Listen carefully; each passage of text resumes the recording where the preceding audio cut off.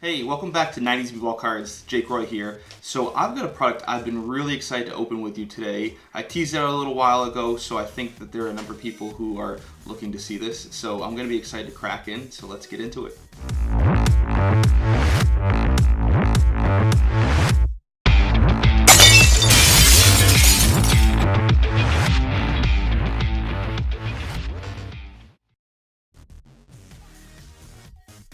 So we have 99 2000 Upper Deck HoloGrFX. The name is kind of a little tricky looking.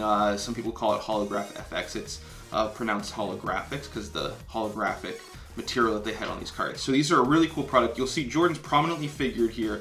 The year's 99 2000, so Jordan was not in the league, but there's a lot of Jordan specific inserts and a lot of really crazy looking Jordans that we could potentially pull in here. There's some really valuable cards, some very rare cards, and I have some very fond memories of opening a bunch of these. This was one of my father's favorite sets that he bought a bunch of for us. So some fun stories that we can share. So let's get into the odds. All right, so here we've got some PC items, so we'll go quickly through what we could pull. So we're gonna start down here with the Awesome. It's kind of interesting. Awesome is spelled A-U-S-O-M, so kind of playing off of the, for my chemistry fans out there, the element chart in AU is gold. So these are gold parallels basically. So you can see the difference here. This is an Iverson and here's the base Iverson. So you can see this is very definitely silver and that is gold. It's not oxidation. It's not from the case. That's the way they're supposed to be. And you'll see as we go through, the gold parallels are carried throughout many of the inserts. So we've got an Iverson, we've got a Jason Williams, some white chocolate. So two players that people tend to love. But you can see the reflective nature there. Really cool cards. 1 in 12 here on the Awesome parallels. And then rookies, so not the best rookie class in the world. You know, Steve Francis was the big guy, but now Baron Davis and Lamar Odom are pretty well known. So we've got a Corey Maggette here, who's a guy that I love from the Magic. You can see me wearing the Magic warm-up. That's the base, and then we've got an Awesome here, the gold parallel of Jonathan Bender for all the Pacers fans. So that's the gold version there. These are also 1 in 12 on the rookies, so there's no different odds for pulling a rookie base, and the rookie parallels are the same as the stars. So that's interesting. A lot of stuff was different for rookies. Moving right up, we've got NBA 24/7. So these were 1 in 3 packs, and then the Awesome parallel, which I don't have a version of here, but it's just the same kind of gold pattern on there, is 1 in 105 packs. So we've got a Kobe here, we've got a Vince Carter, two of the top guys. Vince Carter was really the big guy outside of Jordan at that point in time, and then Kobe obviously is a big star. Really cool pictures there, but very cool patterns on those as well.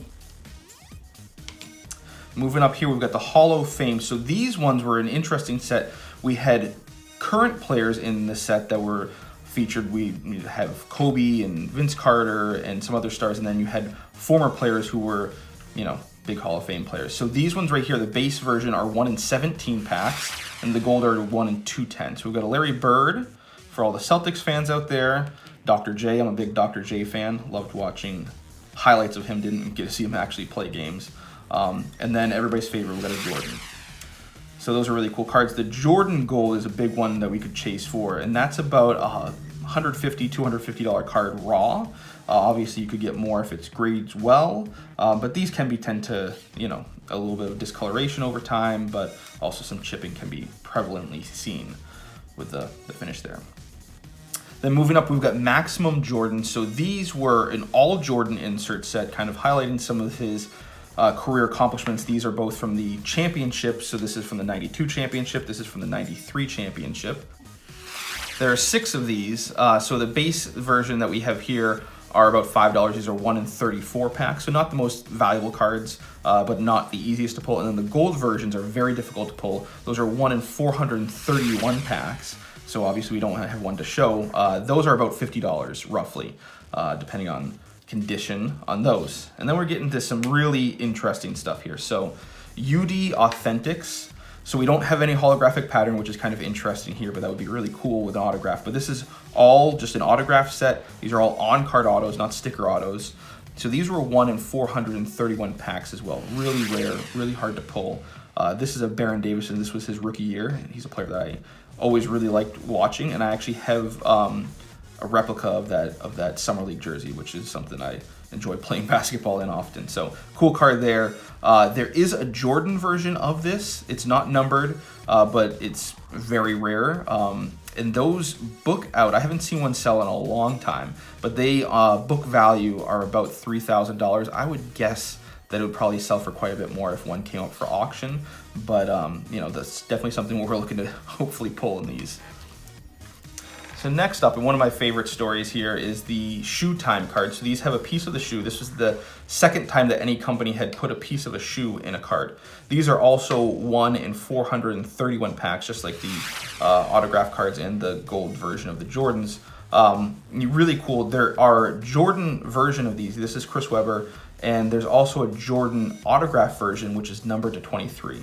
There's also a Karl Malone autograph version, which is numbered to 32. So those are two that we would really love to see, but obviously extraordinarily rare.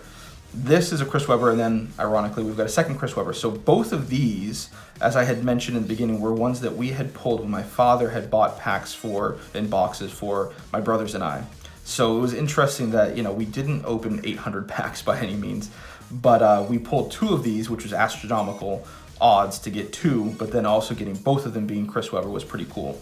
So, you know, cards that we loved and were just enamored by when we were kids, and just a really cool set. So there's a lot of great players. Obviously the Jordan is the one that we're really looking to get. You know, to be really lucky to get the Jordan autograph. The Jordan autograph, it books out for about $4,000, but I can only imagine the sky's the limit if one actually came up for auction, what those would go for. I would expect it would probably get more than $4 grand, but that's the conservative estimate from Beckett.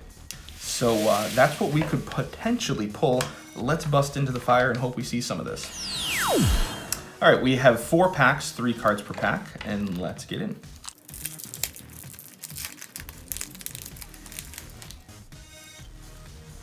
All right, Gary Payton, Maurice Taylor. There we go with an awesome. That's Sharif Abdul-Rahim. Nice. Always love to get a parallel. And this is just a chance to do an instant one. Nothing there. All right, pack number 2.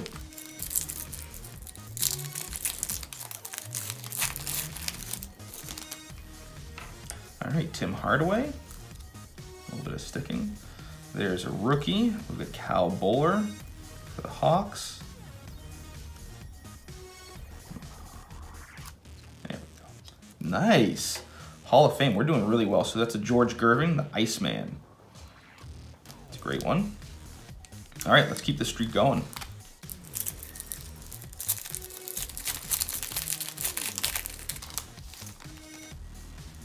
All right, Tim Duncan, nice Hall of Famer, soon to be anyway.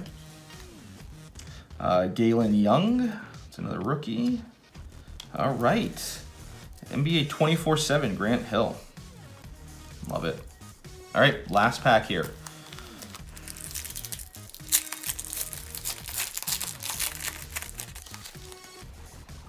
Michael Finley,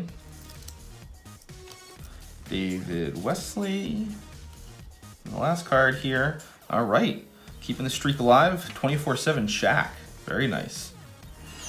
All right, you saw the packs. I'm really pleased with how they came out. We got an insert in every single pack, which is just phenomenal. So, you know, we started the Hall of Fame. This is the most rare card that we got at 1 in 17, like we talked about. And then the Awesome with 1 in 12. And then we get 2 NBA 24/7s. These are both 1 in 3. So really phenomenal. I'm really pleased with that. And actually, I was kind of expecting to not get a shoot time card. You know, looking at the thickness of those packs, they were all pretty thin. And these shoot time cards are relatively thick. You know, I've got them in thick top loaders here, but these are pretty thick. Honestly, one of these is about as thick as an entire pack that we had. So I had a good feeling that we wouldn't be seeing one of these. But I do think it's interesting because, you know, that would make it a little bit easier to probably feel or weigh the packs and try to get a good sense of which are the hot packs in a box if you bust one open. So I know that later on, Upper Deck and a lot of other companies started putting fillers in their packs, so it was more difficult to see which were the thick packs and which ones might have a piece of memorabilia, as well as getting the memorabilia cards a little bit thinner. So those are some ways that they try to counteract that. So question of the day for you is, what are your feelings on fillers in packs? I know when I get a filler in a pack, I'm like, oh, I'm all bummed out that I don't have a material card in there, but I'm definitely pleased that I'm not able, or other people aren't able, to really search for those cards. So what are your feelings on fillers to try to counteract people feeling out which ones have a piece of memorabilia. So that's the question of the day, but thanks for stopping by and enjoying this pack opening. This was a great one. I'm really pleased with how we did today. So let me know if you like this. Give me a thumbs up if you like this video. Drop me a comment down below. Let me know your answer to the question of the day, but also let me know anything else, experiences that you've had in or collecting this in this great hobby, or any fun stories that you have like I shared with the shoot time. Thanks. Bye.